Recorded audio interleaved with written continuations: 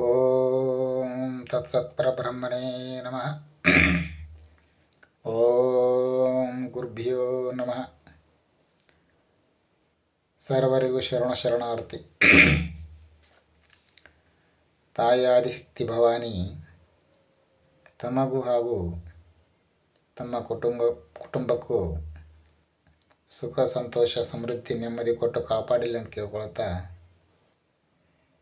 ಇವತ್ತಿನ ರೀಡಿಂಗ್ ನೋಡ್ಕೊಂಬರೋಣ.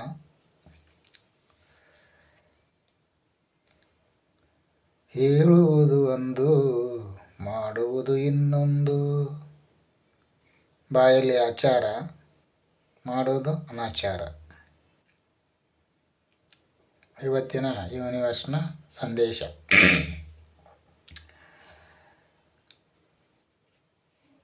ಉತ್ತಮವಾಗಿ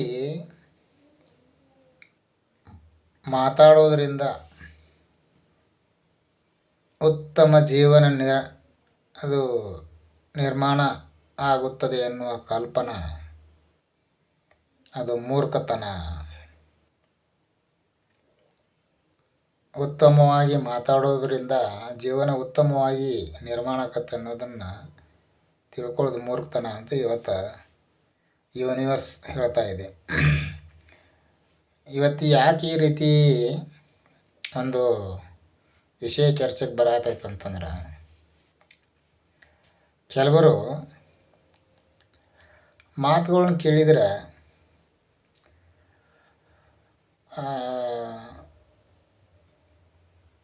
ಅದೆಂಥ ವ್ಯಕ್ತಿ ಆದರೂ ಅವ್ರ ಮಾತಿಗೆ ಸೋತೊಡಬೇಕು. ಆ ರೀತಿ ಅವರ ವಾಕ್ಚಾತುರ್ಯ. ಅವರು ತಮ್ಮನ್ನು ತಾವು ತುಂಬ ಗುಣವಂತರು, ಸುಶೀಲವಂತರು, ಸಂಸ್ಕೃತರು ಅಂತ ತಮ್ಮನ್ನು ತಾವು ಬಿಂಬಿಸಿಕೊಳ್ಳುವಂಥವ್ರು. ಹಾಗೆ ಅವರ ಅಂತರಂಗವನ್ನು ಯಾರು ಅರ್ಥ ಮಾಡಿಕೊಂಡಿಲ್ಲ ಅಂಥವರು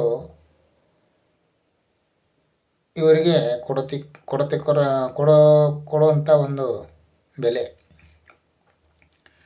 ಅಷ್ಟಿದ್ರೂ ಕೂಡ ಇಲ್ಲದೆ ಇರೋರು ಕೊಡುವಂಥ ಒಂದು ಗೌರವ, ಒಂದು ಪ್ರತಿಷ್ಠೆ ಇಷ್ಟೆಲ್ಲ ಇದ್ದರೂ ಅವರಿಗೆ ಒಂದು ರೀತಿಯ ಮನಸ್ಸಿನೊಳಗೆ ಕೊರಗು. ಇದಕ್ಕೆ ಇವತ್ತು ಯೂನಿವರ್ಸ್ ಉತ್ತರ ಕೊಡ್ತಾ ಇದೆ. ಇಲ್ಲೇ ವೇದ ಉಪನಿಷತ್ತುಗಳಲ್ಲಿ ಒಂದು ಮಾತಿದೆ, ಯಥಾ ಬ್ರಹ್ಮಾಂಡೇ ತಥಾ ಪಿಂಡಾಂಡೇ ಅಂತ.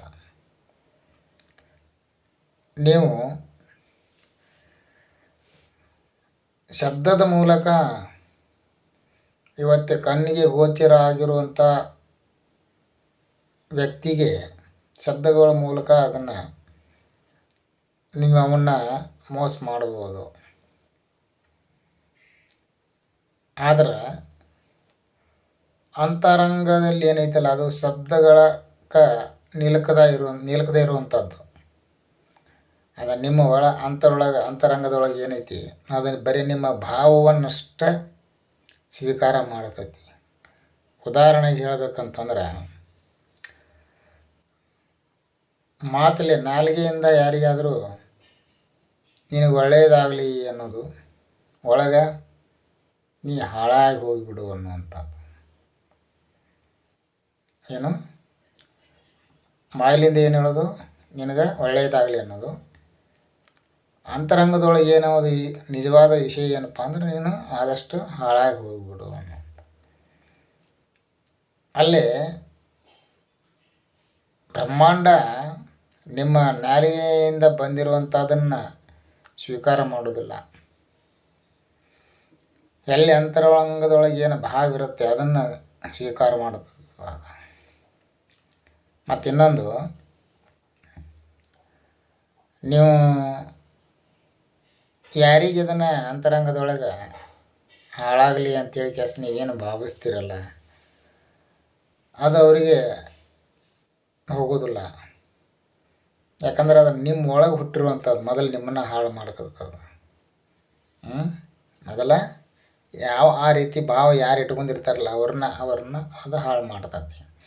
ಆಮೇಲೆ ಎದುರಿಗಿರೋ ಮನುಷ್ಯ ಅವ ಒಬ್ಬ ವ್ಯಕ್ತಿಯಿಂದ ಆಶೀರ್ವಾದ ತೊಗೊಳಕತ್ತಾನೋ ಅಥವಾ ಅವ ಶಾಪ ತೊಗೊಳಕತ್ತಾನೋ ಮುಖ್ಯ ಅಲ್ಲ.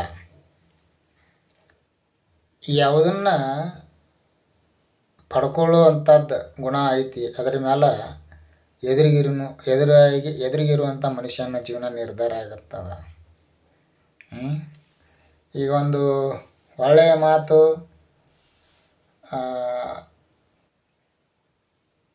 ಅದು ಮನುಷ್ಯನ ಮೇಲೆ ಪರಿಣಾಮ ಬೀರಬೇಕಾದ್ರೆ, ಕೆಟ್ಟ ಮಾತು ಪರಿಣಾಮ ಬೀರಬೇಕಾದ್ರೆ ಅದು ಮಾತಾಡ್ದೋನಕ್ಕಿಂತ ಹೆಚ್ಚು ಎದುರಿಗಿರೋ ಮನುಷ್ಯನ ಮೇಲೆ ಡಿಪೆಂಡ್ ಆಗುತ್ತದೆ. ಅದಕ್ಕೆ ಇಲ್ಲಿ ಯೂನಿವರ್ಸ್ ಹೇಳ್ತಾ ಇರೋದು ಇಷ್ಟ: ನೀವು ಏನು ಮಾಡ್ತೀರಿ ಅದನ್ನು ಹೇಳ್ರಿ, ಏನು ಹೇಳ್ತೀರಿ ಅದನ್ನು ಮಾಡಿರಿ. ಅದನ್ನು ಬಿಟ್ಟು ಹೇಳೋದೊಂದು ಮಾಡೋದೊಂದು ಮಾಡಲಿಕ್ಕೆ ಹೋಗಬೇಡ್ರಿ, ಅದು ನಿಮ್ಗೆ ತೊಂದರೆ ಮಾಡ್ತತಿ ಅನ್ನುವಂಥ ವಿಷಯವನ್ನು ಇವತ್ತು ಯೂನಿವರ್ಸ್ ಹೇಳ್ತಾ ಇದೆ ಇಲ್ಲಿ. ಅದಕ್ಕೆ ಇನ್ನು ಮುಂದಿನ ದಿನಗಳೊಳಗೆ